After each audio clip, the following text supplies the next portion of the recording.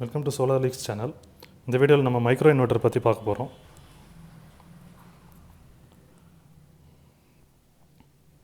Solar micro inverter இது எதுக்குன்னா இது ஒரு ஆன்-கிரிட் சிஸ்டம்.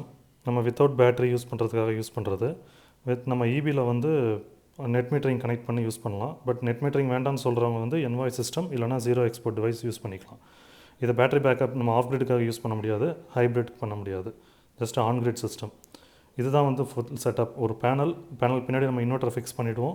அதுலேருந்து என்வாய்ஸ் சிஸ்டமில் வந்து கனெக்ட் பண்ணி ஆன்லைன் மானிட்டரிங் பார்க்கலாம். பேனல் எவ்வளோ ப்ரொடெக்ட் பண்ணுது, என்ன அவுட்புட் வருது அப்படின்றது.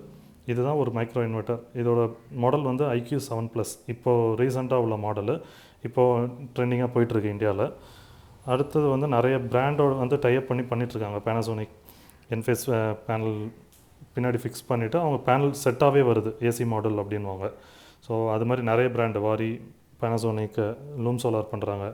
ஸோ அது மாடல் வந்து பேனல் வந்து டிசியாக இருக்கும், பின்னாடி மைக்ரோ இன்வெர்ட்டர் ஃபிக்ஸ் பண்ணுறதுனால அவுட்புட் வந்து ஏசியாக வரும்.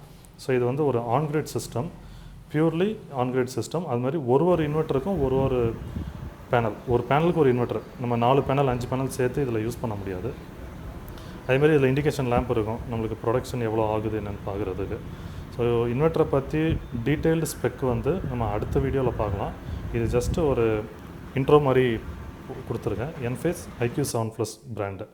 ஸோ டீட்டெயில் ஸ்பெக் அதோட எல்லாமே நெக்ஸ்ட் வீடியோவில் பார்க்கலாம். Thank you friends. தேங்க்யூ ஃபார் வாட்சிங் this video. Kindly subscribe as.